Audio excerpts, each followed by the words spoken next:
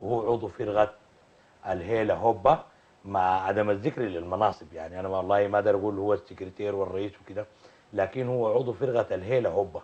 مرحبا به فنان ودجاك. مرحبا بكم، كل سنة وانتم طيب وكل الشعب السوداني بخير. وأنا سعيد جدا إنه الليلة أجيك في برنامجك الظريف اللذيذ ده، يعني الله أتمنى إنه يديك نكون خفيفين الظل على السادة المشاهدين يعني. ودجاك.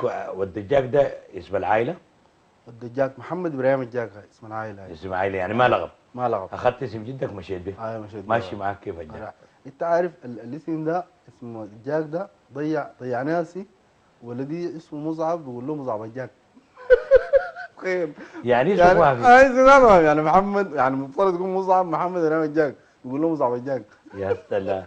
ودجاك انت زول معروف بالدراما، تمثيل، معروف بالنكته، معروف بالشعر الحلمنتشي، ليك برضه محاولات في عارفين الكتابه ده الحلمنتشيه. حبيبي. والنكته يا اخواننا هي حاجه بتريح القلوب، تريح النفس، ثبت علميا انها بتعالج يعني. نسمع لنا نماذج من ودجاك في النكته. والله نموذج كويس بمناسبة رمضان ده. زمان بيحكوا بيقولوا يا اخي، بيقول لك والله يا اخي جانا رمضان ده قبل كده، جانا في الصيف تعبنا تعب شيء خلاص، جانا في الشتاء تعبنا، جانا في الخريف كده. عمك كبير سمع جانا دي، قال له واحد، قال له والله اقول لك حاجه يا اخي، انا بتذكر ده رمضان ده، بتذكر جانا في الضحيه، والله اللحم ده ما قدرنا ناكله. تخيل يعني من العياط. جانا دي هاي. اي. في نكات كثيرة جدا طبعا عن المواقف الكوميدية وكده. نسمع. ونسمع طوالي، تقدر تفرجنا طوالي كده يا محمد يعني. طوالي نسمع. كويس. قالوا اضرب موصي زول يعني انه يشغله. نعم. ففي ناس بيقول لك عليك الله يا شكلنا، عليك الله دار لي شغل، يعني عليك الله دار لي شغل عليك. فذاك صابر له كده. فيوم جلي قال لك مره كده، قال لك ما تعال شغلنا، تعال لقيت لك شغل. وين؟ لقيت لك شغل سواق، تسوق شهرك ب 3 مليون. لا الله كم؟ 3 مليون. لا حول ولا قوة الا بالله. يا الحمد لله الحمد لله الحمد لله.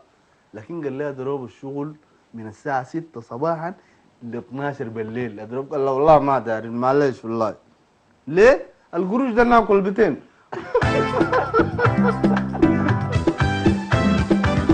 ادونا فرقه ناكل.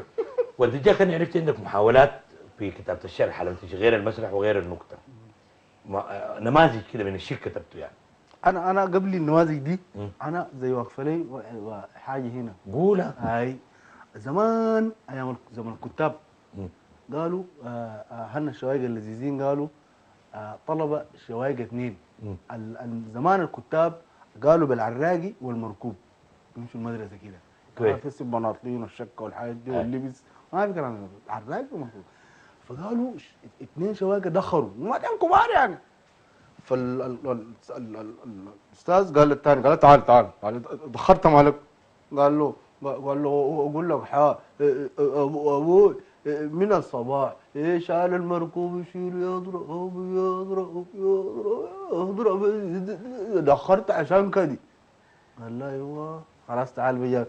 وانت يا اخوي دخرت مالك؟ قال له يا استاذ هو والمركوب اللي بيضربوه ده ما حقينا.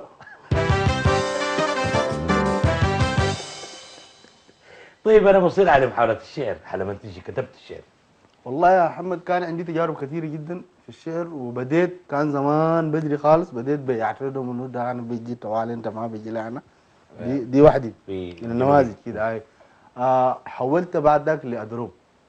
وأدروب عنده انا تخيلت انه قال قصيدة غزلية، وبقول لها هي انا هلا وهربة هلا باللي هلفتك بالله هبا ما تخلي، وما تبعدي مني مسافة كيلو، تعال قرب مني مسافة نص ملي، عشان كمان هبنا ما يقوم يفك ويقوم يجلي، ونقول والله هبنا ما مسكناه هبنا قام فلللي. والله ده لو قام فللل الله تعالى من اللي ما فيه، الا كان نركب دفار ولا الله يليل، والواحد يكون مطفش زي الماكل مفيت في ما محلي. دي واحدة من النماذج بتاعت ضربات.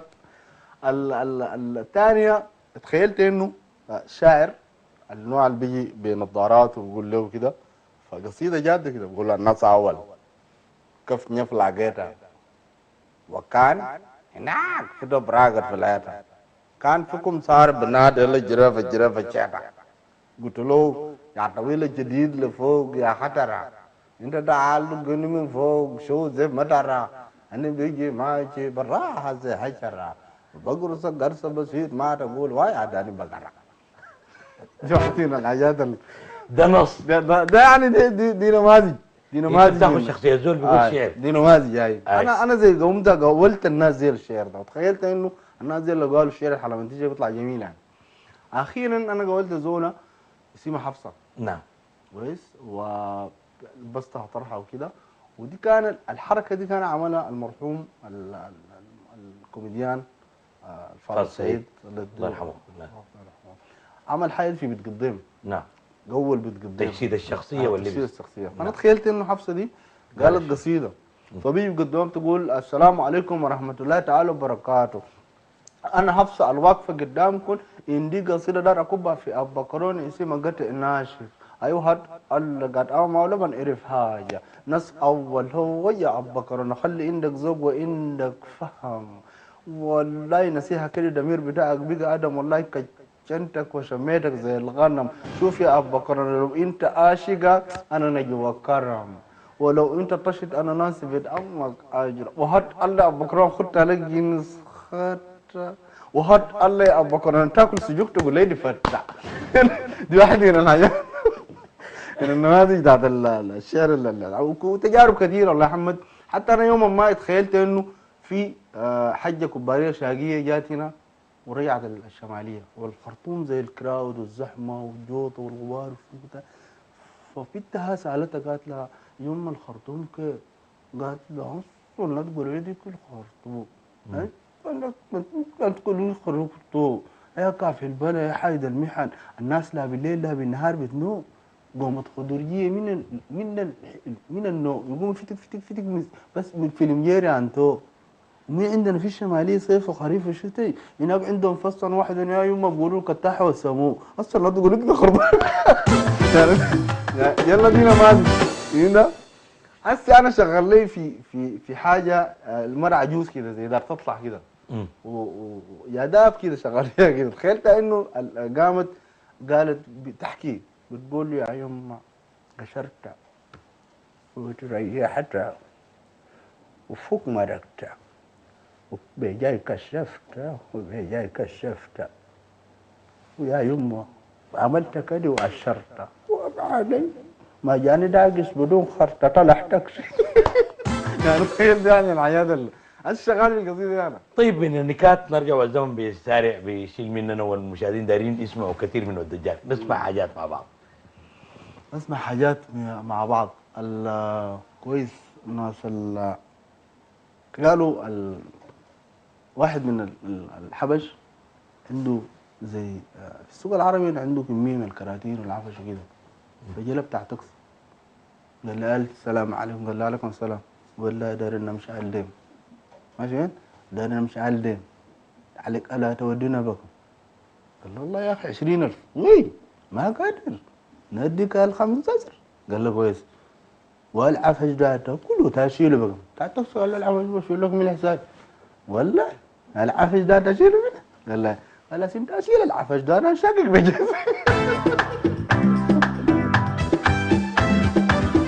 والدجال كتر خيرك كثير. كنت ضيف عزيز علينا في صالون الفكاهه. والله يعني احنا بودنا تقعد معانا اكثر من كده. اديك اخر واحده قولها. دي بتاعت الخيال واحده دي. قولها. قالوا بياكلوا في بلح. اي. فبيلموا اولاد البلح ديل. اي. وقاعد براه قالوا عزابي كده. فبيلموا اولاد البلح ديل بيدعهم كده بيضربوا في الباب كن يقولوا اتفضل يا. كتر خيرك والدجال. كنت ضيف عزيز علينا في صالون الفكاهه. لبكره حلقه جديده ودائما تامين ولامين.